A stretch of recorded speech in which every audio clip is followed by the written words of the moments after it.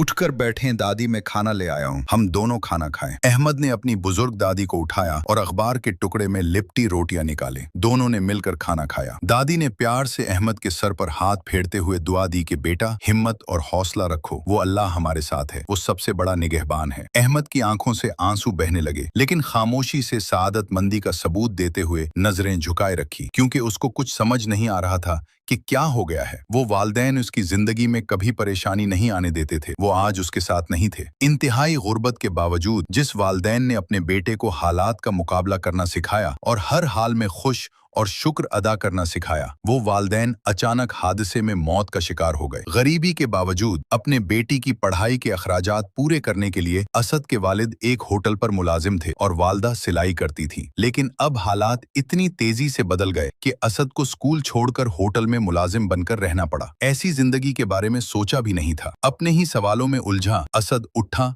और खाने के बर्तन किचन में धोकर रख दिए, और वो अखबार का टुकड़ा जिसमें रोटियां लपेट कर लाया था उसे इंतहाई एहतियात से उठाया, साफ किया और अपने साथ कमरे में पढ़ने की गर्ज से ले आया। अखबार पढ़ने के दौरान उसकी नजर एक तरफ लिखी हुई अकवाल ज़रें पर पड़ी, जिसमें लिखा था, अल्लाह ताला 70 माओं से भी ज्यादा मोहब्बत करता है अपने बंदों से। असद ने बहुत ही हैरत और तजस्सुस से ये तहरीर दोबारा पढ़ी, क्योंकि उसे दादी के कहे हुए अल्फाज भी समझ आ गए। असद ने अपने खुद ही आंसू साफ किए कि अब वो अपने माँ बाप को याद करके रोएगा नहीं, क्योंकि एक ऐसी जात है जो उसको माँ बाप से भी ज्यादा मोहब्बत करती है, बल्कि वो ऐसे काम करेगा जिससे उसके माँ बाप को सवाब पहुंचे। उस एक फिक्रे को पढ़ने से असद में खुद एतमादी लूट आई। उसने अपने आप से वादा किया कि जिस तरह उसके वालदैन ने कभी हिम्मत नहीं हारी, वो भी हालात का सामना डट के करेगा। असद उठा और अपना बैग उठा लाया, जैसे उसकी किताबें अब उसका मकसद हों। यूं असद ने दिन में होटल में काम करना और शाम को पढ़ना शुरू कर दिया। देखते ही देखते असद ने हालात का मुकाबला इतनी हिम्मत और जुर्रत से किया कि अपनी मेहनत और उसकी वजह से मिलने वाले वज़ाइफ से